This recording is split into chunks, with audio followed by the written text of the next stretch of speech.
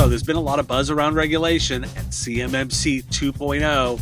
So I wanted to dig a little bit further in, and the timing was great because Mike Semel reached out to me and said, Dave, we need to talk about this. Did you know about the $100,000? Let's learn more on this bonus episode of The Business of Tech. With as many breaches and security concerns as I report on this show, it should be obvious that cybersecurity is not just about technology, but also the human expertise needed to interpret and respond to complex threats. Huntress is focused on elevating SMBs and MSPs around the world. Huntress has a suite of fully managed cybersecurity solutions powered by a 24/7 human-led SOC, dedicated to continuous monitoring, expert investigation, and rapid response. And the proof is the execution.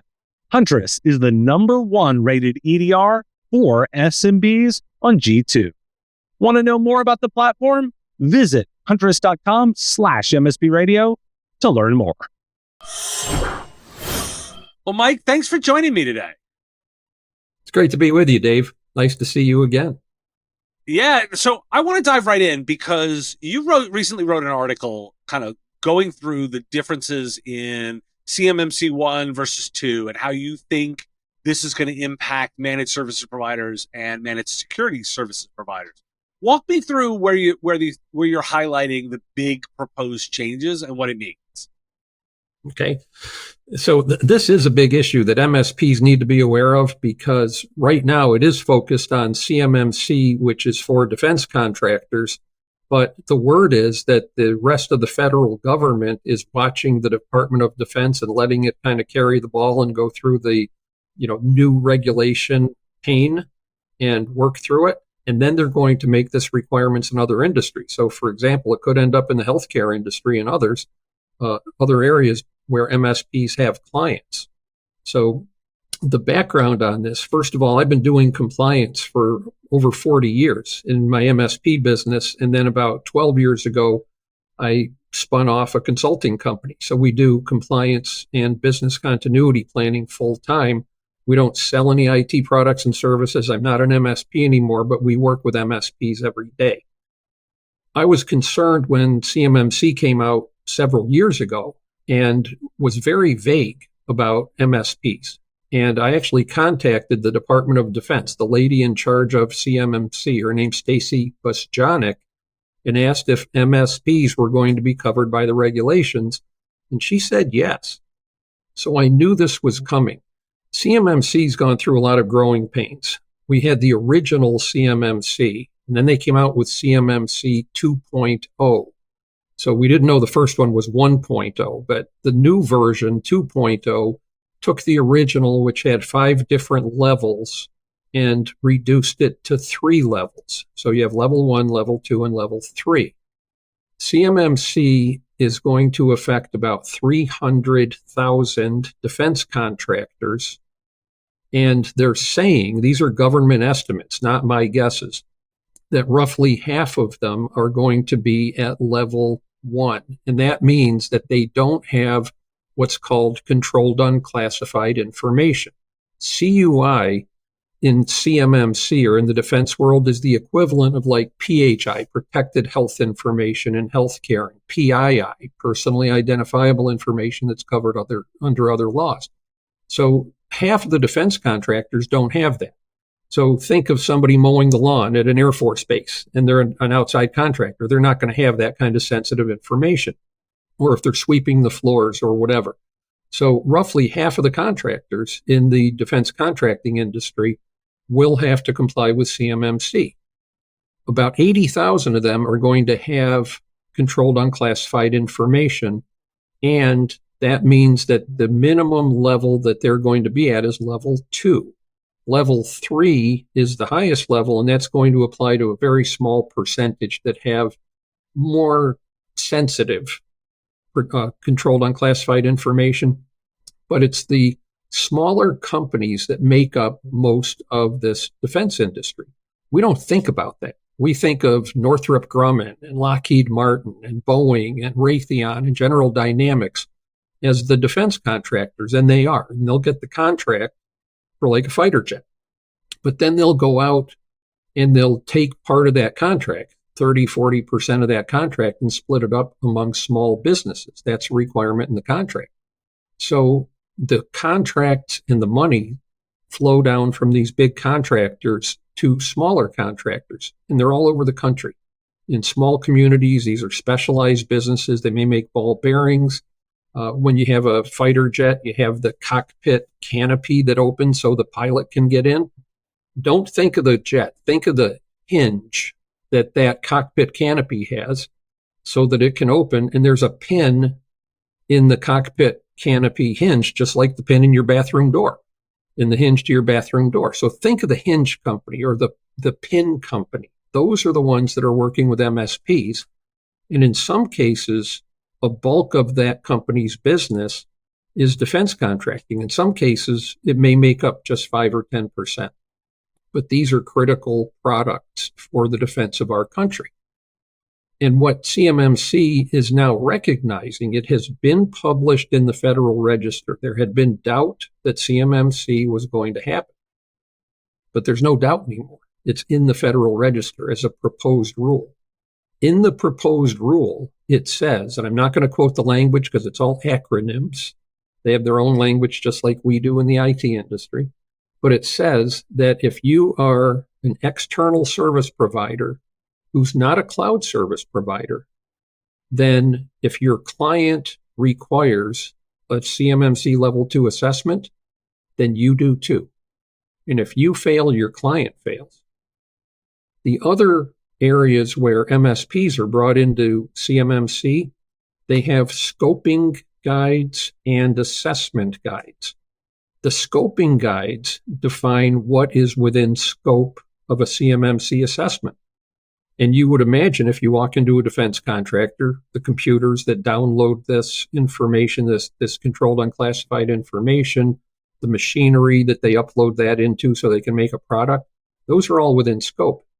But there's another category called security protection assets. Defined in security protection assets are the managed service provider personnel who maintain networks. So I've had MSPs say, oh, we really don't do the cybersecurity. That's done by a SOC as a service or, some other vendor, or we're using, XYZ company. But the way they define this, if you're just doing patches and updates and managing that network, you're within scope. The second thing that's within scope are the cloud service providers who are providing security tools. So the products that you as an MSP are using in your stack that are cloud-based services, all within scope of the end user's assessment. The timeline for this is roughly, we're going to see CMMC in contracts in a year. I'm a CMMC certified assessor. We're helping to guide, we're consulting with companies to help them prepare. And it's taking an average company 12 to 18 months to prepare. And the government's estimate on the assessment, just to prepare for the assessment, not the cost of implementing the cybersecurity, is over $100,000. So to summarize, MSPs are going to have to be assessed if you have defense contractor clients. The assessment cost is estimated at $100,000, and the tools that you use will have to meet federal specifications that most of them don't do now if you're going to continue to deliver services to defense contractors. And as I said when I started, this is likely to spread across many other industries. Well, let's put that aside because that's projection. Let's just we don't know, and that's farther out. Let's talk specifically about this. Won't fracture the market into those providers that are capable of delivering in the defense industry and those that aren't? Well, yeah, I think it will, and I think there are several things that I'm anticipating are going to happen. First of all, there will be some MSPs that simply say we're not going to do this, can't afford it, and all that. We only have one defense contractor. When I started in the compliance business, I was an MSP in the early 2000s when HIPAA came out. I learned about HIPAA. I went and got a training class and passed a certification test on HIPAA and stayed as an MSP. We didn't change any of the products and services we were offering, but we promoted them as HIPAA compliant services. So we took compliance and used that as a differentiator. I didn't have to prove to anybody I was a best-in-class MSP because nobody saw us as an MSP. They saw us as a risk management company focused on compliance. One of the things I did back then was I took all of our rates across every client in every industry and increased them enough to cover the costs that I had to incur for the healthcare industry because I didn't want to pay for it out of my own pocket. So when somebody says, well, it's $100,000 and I only have one customer, I get that, but I would never take the $100,000 and just say it's for one customer. I'd increase my rates across the board. And the reason that I think this is so important is that you're going to be beating a lot of other companies that can't answer the bell. And if you don't do it, I think this is the opening where we have all these MSPs that have consolidated through mergers and acquisitions. I don't know if you want to call them a super MSP or a mega MSP. I see those guys as really being able to take advantage of this because if they had like 20 locations, they could take one location, get it fully certified for CMMC, spread that across all 20 of their markets, but then they could come into your market and not just take the defense contractors that need your help. That's their wedge to get into your market and take away the rest of your business. So I think there's a big risk to the MSPs that, are kind of afraid of this or aren't ready to do this. It's a big moment in time for the industry. Now, you brought up the tool providers. I mean, I would have every expectation that they want to have their tools delivered and used by defense contractors. Are you expecting them to just get it together and deliver on doing a certification and getting FedRAMP authorization and delivering their cloud in a way that the government will consume? I think eventually, but when you say just getting FedRAMP certification, that's taking years to get right now. And the challenge that everybody has is that CMMC is going to be in contract starting in 2025. So my concern is that the names we all know in this industry are not ready. They're not talking about we're the guys you need to come to, and here's what we're doing to build a CMMC compliant product. Remember, this regulation was only published at the end of December. So we're just over a month from that. But I've talked to several of these dual companies, and they are not ready for this. So it's easy to say, yeah, get FedRAMP, but that means that they're going to have a full certification assessment across all of the FedRAMP requirements. FedRAMP moderate, by the way, is the level for CMMC. That's not easy and cheap to do. Well, I'm not crying for those companies. I think they can do it. And because so I'm going to say, that's the law. And if they want to do business there, they're going to have to do that. It's a yes or no choice. But I want to push back a little bit and say, so the Defense Department has come out and said they're going to run particular programs to help small companies, ramp up because they recognize too that they are going to need to invest in their own supply chain. Don't you expect that the government's going to be proactive about working through that? Because they do know that at the end, as you described, they're going to need those hinges. They're going to need those bolts. They're going to work through the process and invest to make sure that their own supply chain delivers. Aren't you expecting that as part of the process? Not exactly, but there is going to be some help. So first of all, why did CMMC come out? It's because there was a requirement going back to December 31st of 2017 that all defense contractors that had a certain clause in their contract, 252.204-7012, which was in 80% of defense contracts, that they had to implement all the cybersecurity controls in NIST 800-171. And that was a requirement since December 31st, 2017. That's key. And the reason for this is that CMMC didn't exist then. The reason CMMC came out is that the Defense Department did audits of their contractors and found out that fewer than 10% had ever implemented those requirements. And that left the risk of cyber attacks all the way across the defense industry. So they reacted, maybe the term is overreacted, by coming out with CMMC and saying every one of these businesses needs to be assessed. In the regulation that they put out, they also put out comments that people had made in their response to them And one of this isn't fair. This is so expensive. Why are you making us do this? We don't do that much business with the Department of Defense, and maybe we're not going to do business with you. And their answer was, you've taken our money since 2017 when this regulation came out. We are not going to help you pay to implement the regulation. You should have been doing that now for 6 years. So their position is, no, we're not going to help. However, NIST, the National Institute of Standards and Technologies, has a program, the MEP program for manufacturers. It's not for MSPs, it's for manufacturers. And there's some funding that's flowing down through the federal government to the states, to the local manufacturing groups that may help them cover some of the costs of this. But no, the DOD is not, and I don't really want to say they're arrogant about it, but they're being strict about it. And here's one of the big concerns. So the Federal False Claims Act is a law that goes back to the Civil War. And it says if you defraud the government, you have to pay back 3 times what the government paid you. And by the way, they can go back 3 years. So we work with doctors who take Medicare money. They're government contractors. You never think of your doctor like Lockheed Martin or Northrop Grumman as a government contractor, but they are, because they take Medicare and Medicaid. These subcontractors are taking federal money. So the DOD is saying, if you are misrepresenting your cybersecurity and you're still taking our money, then we can come back and charge you civilly through the Department of Justice, not the FBI making an arrest, but a civil lawsuit, and take back 9 times what we paid you. So there's already skin in the game that many of these companies have that didn't implement this.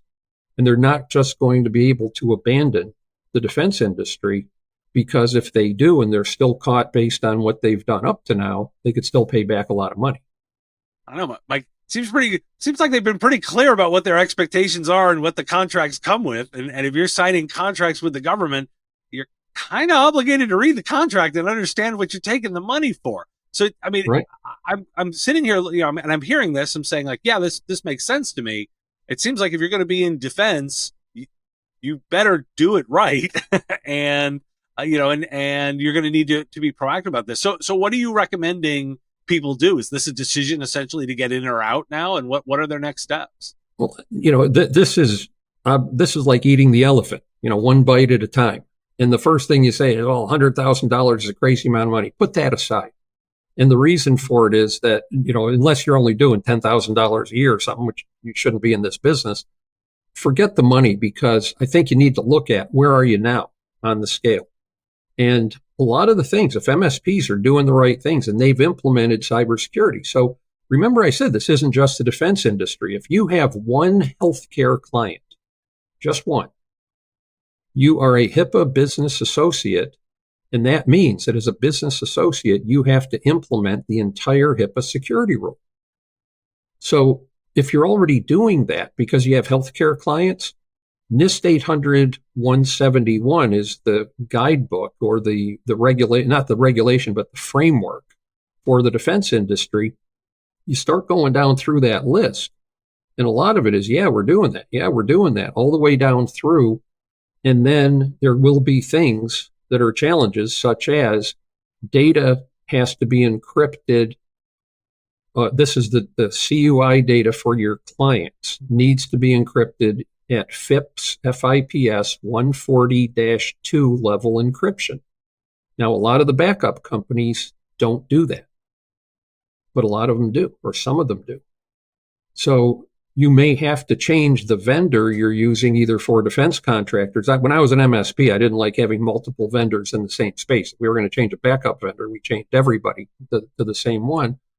But if your vendor does not offer FIPS 140-2 encryption, then it's going to be, in fact, it already is illegal for them to have controlled unclassified information. That's based on the current rules. So these are things that you want to look at. And then, as I said, when you pay for this, don't look at that one client or those 2 clients that you have to do this for. If you spread this, if you do $1 million a year in business, So 3 million over 3 years. You can add a few percent, 3-4% to every one of your contracts and cover the cost of this whole thing. And by the way, when you get an assessment, it's good for 3 years. And then it will have to be renewed. But my point is, this is where you want to start looking at where you are in terms of the regulatory space. And also, you can start looking at adding a little bit to your prices across the board to pay for this. And like I said, I don't believe this is going to stop with this industry. I know you've had a lot of discussions about regulation in the state of Louisiana and all these other things related to MSPs. It's not even the federal government that I believe is the regulator here, as crazy as that sounds. I think it's going to be the prime contractors. And I know this because we have small defense contractors who are subcontractors to Raytheon and General Dynamics and Northrop Grumman and Lockheed Martin.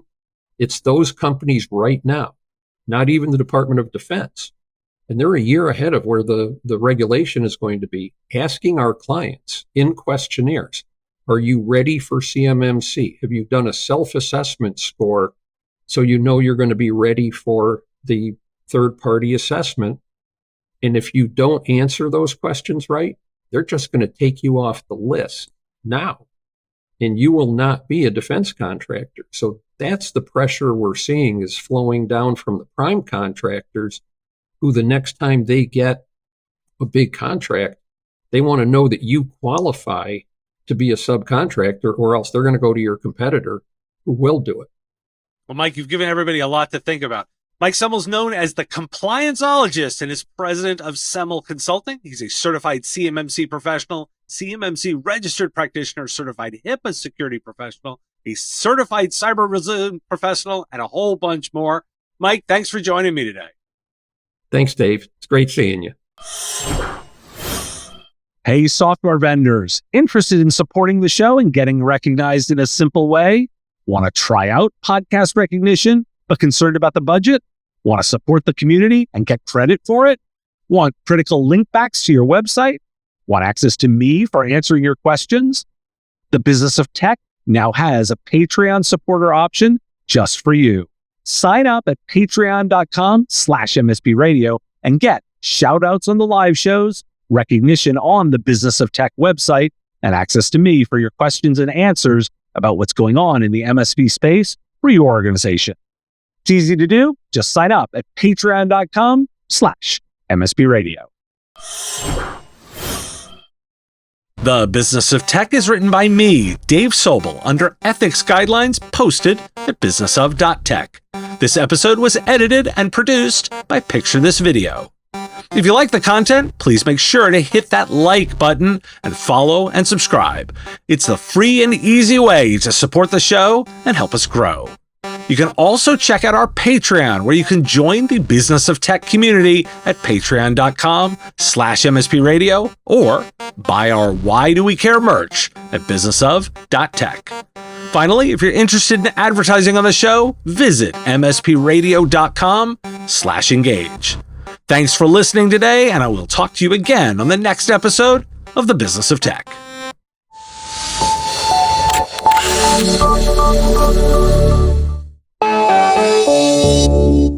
Part of the MSP Radio Network.